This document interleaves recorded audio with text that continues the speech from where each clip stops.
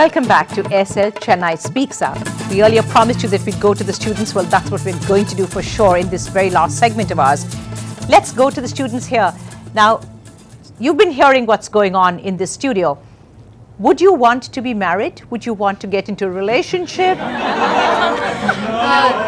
I really want to get married. Now, hold a minute. We can't hear you. I'll get married. That's not the thing.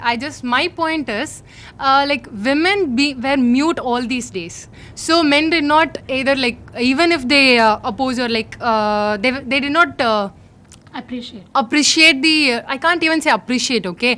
Women were mute all these days. Since they have come out with their rights and all, now men is asking for duties of women. That is what I feel.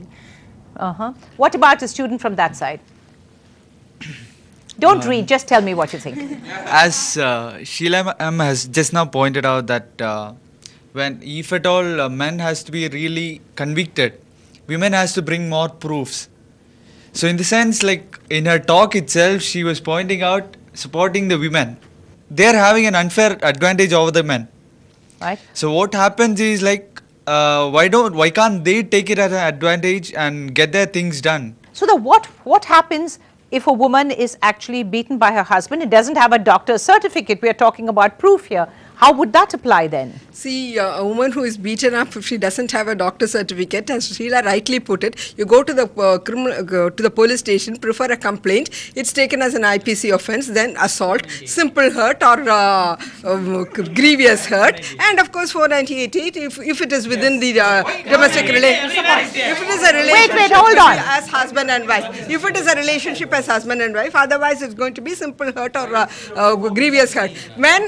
All this while, these men were also asking about women beating them up. Indian Penal Code gives them the relief. It's not as if the husband cannot file a complaint against the wife if she assaults him. One. Secondly, another thing which was also asked for was whether women will have to, that there is no law protecting men. There are laws where women will have to give maintenance to the husband if the wife is employed and the husband is not employed. So it is not as if the law is totally pro-woman or pro-man. It is actually helping the victims to get remedy, that's all. And there was also another question wherein they asked about how the women are also being prosecuted along with the husband, that is the mother, the sister and others. This is just like those people who were abetting the crime or abetting the acts along with the husband are also taken along with them. It is not as if the woman is alone prosecuted under the DV Act. Right, so you're saying it works for both goose and gander as well. Uma, I think the lady over here, Uma, was wanting to say something.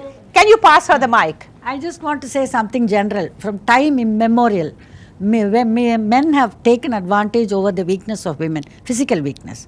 And they have been given a very prominent role, and they have enjoyed everything, including the women, the wives, the wealth of the woman or their services, and the women did not open their mouth. So you say that now women are opening. Now I don't understand. Suddenly women are not used to violence from their side.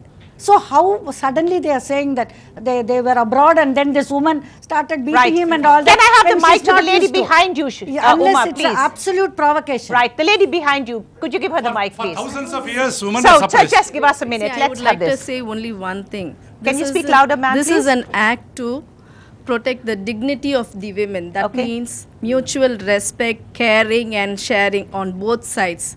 They were asking about the roles. It's for both the sides. Right. Let's have that student right at the back there. Can you give him the mic and we'll give you a chance next. As Madam Sheila actually said earlier, that women have been historically been tortured by men. And as that Madam said too. Yes. Does that what do you think? There is what they've given as facts. But what I'm asking is, does that give license for women to go against men? And recently, that Mr. down there said actually that he was attacked. Even though if you take it as a percentage, 98% women who have been, let's take as 98 were attacked by men. The remaining 2 by women. The total 100 makes us a society. Right. This constitution was formed for the whole So society. let's I think men should give the mic to the girl in front of you. Please tell us. I just wanted to ask, we all said we are supporting, women were suppressed for a long time. but now they have the laws to like come up against their violence.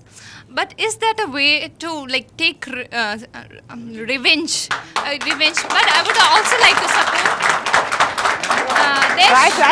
There should be some law, but this law should be amended so that we can go against women who misuse. There are women who misuse. I would